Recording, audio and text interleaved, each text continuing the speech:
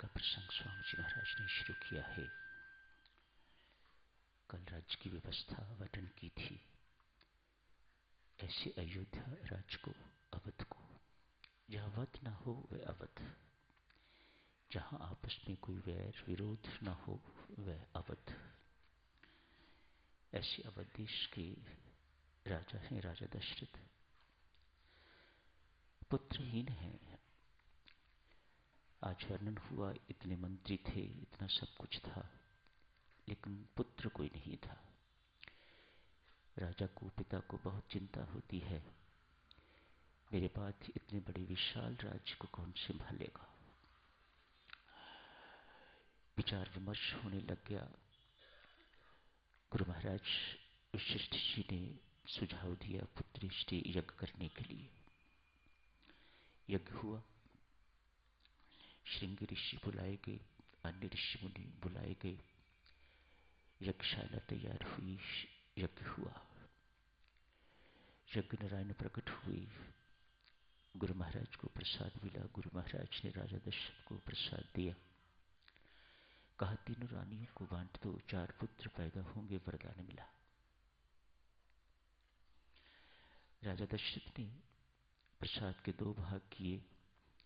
एक भाग महारानी कुशल्या को दिया।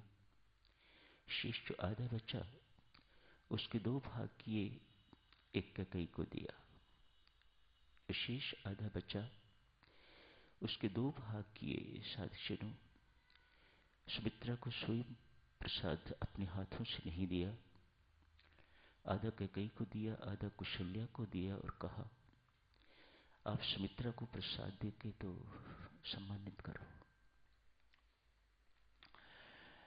आध्यात्मिक दृष्टि से सुमित्रा समर्पण है, भक्ति है, अतएव पीछे रहना उसे बहुत पसंद।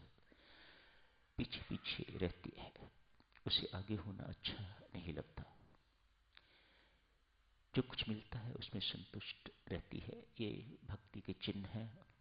और मां सुमित्रा भक्ति की प्रतीक है, उपासना की प्रतीक मानी जाती है। मां कुशल्या को ज्ञान के प्रतीक माना जाता है और कैकेयी को कर्म की प्रतीक माना जाता है, क्रिया की प्रतीक माना जाता है। सुमित्रा ने जो कुछ किया वह उनके गुणों के अनुकूल, जैसे गुण उनके अंदर हैं, उन्होंने सहर्ष दोनों से प्रसाद लिया, अष्टपुरुष आंखों से, और कहा मां कुशल्या कोई बहुत छोटी नहीं है। कुशल्या से, कुशल्या की बहन ही है सुमित्रा, बहुत छोटी नहीं आयु में, लेकिन भक्ति की ये चीज बड़ी अनूठी है। दूसरों को सम्मान देने में भक्ति कंजूसी नहीं करती, दूसरों को सम्मान देती है और स्वयं मान रहित रहती है। ये भक्ति के चिन्ह है, ये भक्त के चिन्ह है। मां कुशल्या, मां कैकेयी दोनों को मां कह के संबोधित करती है।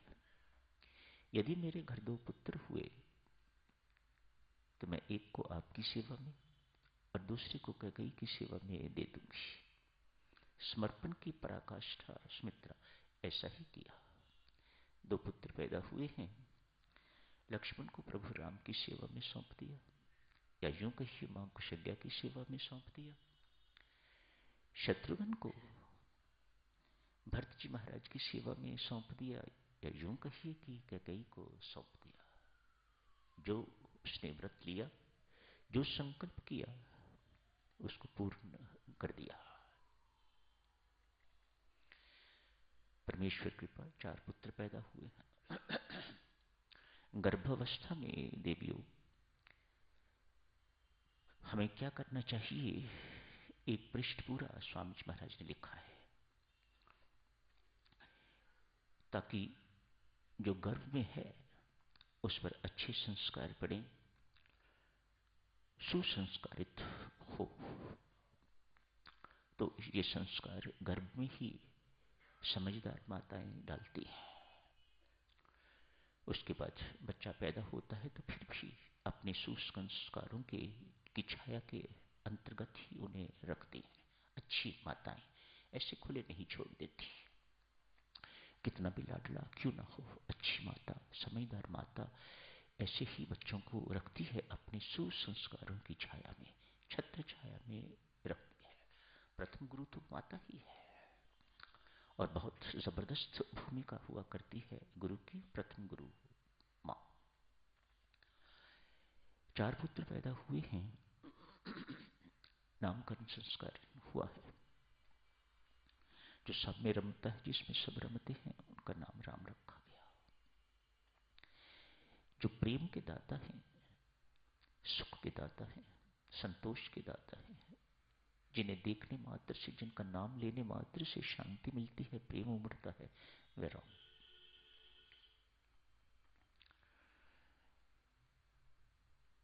दृष्टिनंदन राम से पहले साधु, इनका नाम राम रखने से पहले महर्षि वशिष्ठ को इस नाम की महिमा का बहुत ज्ञान था।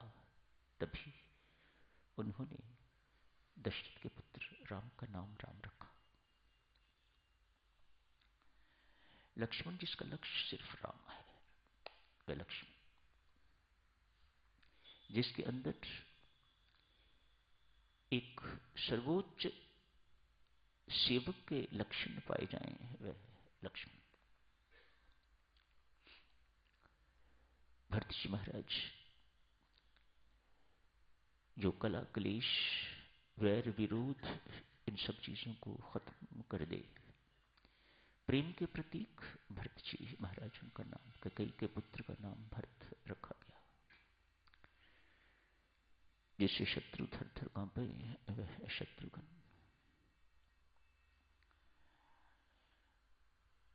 बड़े हो गए हैं, 6 वर्ष के यज्ञ पीवित इत्यादि सेरेमनी हुई है, गुरु के हवाले हो गए, शिक्षा दीक्षा संपन्न हुई, युवावस्था में प्रवेश कर गए, विवाह योग्य हो गए हैं मेरे पुत्र। माता पिता को ये चिंताएं देवियों सज्जनों कभी खत्म नहीं होती। वे चाहे दशरथ है, चाहे हम जैसे सामान्य व्यक्ति हैं। पहली चिंता से शुरू हुआ कि संतान नहीं है, पुत्र नहीं है, वह चिंता खत्म हुई। आगे की चिंताएं शुरू हो गई। विवाह योग्य हो गए हैं तो कोई योग्य कन्या मिलनी चाहिए ताकि विवाह हो, इस बात की चिंता। अभी विश्वामित्र अटक गए, प्रभु राम को अपने साथ ले जाना चाह रहे हैं, ये चिंता एक और खड़ी हो गई। अब किसी का जीवन भी देख लो देवी सज्जनों, चिंताओं से रहित तो नहीं है। मैं भी समझता हूं ऐसा जीवन ही क्या जिसमें संघर्ष ना हो। बहुत कुछ सिखाता है जीवन में संघर्ष। जिसका जीवन संघर्ष में है वही एक सच्चा इंसान बन सकता है। उसे संघर्ष से फायदा लेना चाहिए, सीखना चाहिए उसे। जो सीखता नहीं है तो मूर्ख है, शठ है। इस संघर्ष से सीखना चाहिए। यूं कहिएगा, परमात्मा यदि व्यक्ति ठीक ढंग से नहीं समझता तो मार मार के समझाता है। ये उसके समझाने के ढंग है। चिंता रहित जीवन भी जीवन क्या जीवन हुआ। मानो कुछ ना कुछ जीवन में होता ही रहना चाहिए। दशरथ के जीवन में भी हो रहा है। महर्षि विश्वामित्र आ गए हैं, अभी बातचीत ही हुई है, मन में ऐसा संकल्प ही उठा है, मेरे पुत्र विवाह योग्य हैं, इनके विवाह का कुछ करना चाहिए। मैं इन्हें विवाहित देखना चाहता हूं, अपनी बहुएं देखना चाहता हूं। बहुएं आ जाएंगी तो फिर चिंता खड़ी हो जाएगी, मैं पौत्र देखना चाहता हूं। किसकी चिंता खत्म होती है? किसी की नहीं, बनी रहती है, कुछ ना कुछ बना रहता है। महर्षि विश्वामित्र से स्वागत हुआ, प्रणाम, अपने साथ सिंहासन पर बिठाया है। कैसी भारतीय संस्कृति है, कैसी संस्कृति है, उच्च संस्कृति। संत को राजा अपने साथ बिठाते हैं। शायद राजा दशरथ साथ ना बैठे हों, उनके चरणों में बैठे हों, पाद पूजा करी है, उनकी चरणामृत लिया होगा। ये सब चीजें हमारी परंपरा के अनुसार है। आगमन का कारण पूछा, कहा सिद्ध आश्रम में यज्ञ होता है, बहुत वर्षों से सिद्ध नहीं हो रहा, उस यज्ञ में सफलता नहीं मिल रही। ये मरीच, सुबाहु इत्यादि, तारका इत्यादि ये रावण के दूत हैं, बहुत रावण के संबंधी हैं, दूत हैं, बहुत विघ्न बाधा डालते हैं। जैसे यज्ञ संपन्नता पर आता है, उसमें खून डाल देते हैं, हड्डियां डाल देते हैं, और यज्ञ असफल हो जाता है, खंडित हो जाता है। मुझे राम दो। महर्षि विश्वामित्र की मांग, फिर संत महात्मा ही क्या हुआ है जिसकी मांग राम ना हो। मांग तो एक ही होनी चाहिए, सबकी एक ही होनी चाहिए। वह राम चाहिए, राम के अतिरिक्त कुछ नहीं चाहिए। जो इस मांग पर दृढ़ रहता है, सुदृढ़ रहता है, उसे एक ना एक दिन राम खोजते खोजते मिलेंगे। इसे और कुछ नहीं चाहिए। राजा दशरथ हर प्रकार के प्रलोभन देते हैं, लेकिन महर्षि विश्वामित्र किसी प्रलोभन से प्रभावित, आकर्षित नहीं होते। एक ही मांग और उस पर अटल है, राम चाहिए। आपने वायदा किया था कि जो मांगोगे मैं दूंगा, मैंने मांगा है राम, मुझे राम दीजिए। ये प्रलोभन में जिंदगी में बहुत ही चुका हूं, मैं इन सबको छोड़ चुका हूं। दशरथ को याद दिलाते हैं। समय हो गया है साधुजनों, कल आगे चर्चा जारी रखेंगे। जो प्रलोभन में फंसता नहीं, वह आगे बढ़ता है। जो प्रलोभनों में फंस गया, वह पीछे हटता जाता है, या वहीं टिका रहता है जहां था। आगे प्रलोभन एक पग नहीं बढ़ने देते। विश्वामित्र एक एक प्रलोभन को ठोकर मार रहे हैं, और ठोकर मार रहे हैं तो फिर राम को पाके रहेंगे।